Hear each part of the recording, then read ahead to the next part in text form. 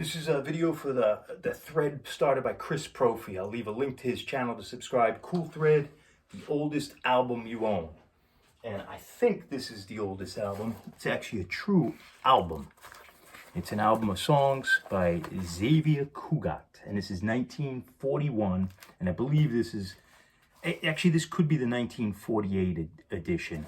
But Xavier Cugat, famous for popularizing Latin music in America. I think he was born in Spain, went to Cuba, and basically, I think he became the accompanist of Enrique Caruso and then started his own band and introduced the rumba, the tango, the mambo later on, but very famous. And I think he was a cartoonist. I think he actually did this cover. But pretty cool on the Columbia Records. There he is. And you got 8 sides of just rumba. And he had a bunch of wives, but his most famous at the end of his life was married to Charo. And I actually have an autograph of his most famous dancer. He'd have a dancing troupe called Margot, and that's her. She was a little girl, maybe 9 or 10 when she started with him. She was his niece, and she became very famous at like 15 dancer, but that's her autograph. It's a pretty cool old autograph book. I got a lot of cool stars in here.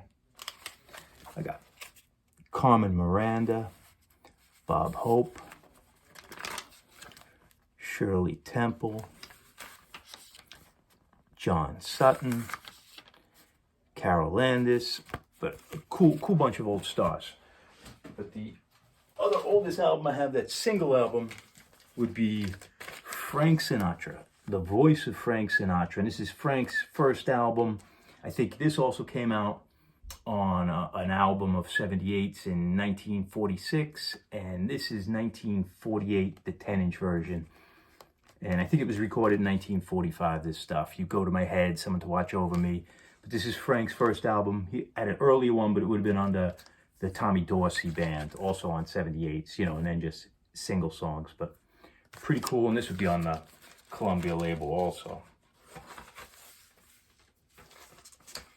Old Columbia, 1948. And that's it. Speaking of 1948, I have my 1948 television set there. Pretty cool. Very, very early television set. And that would have been large screen.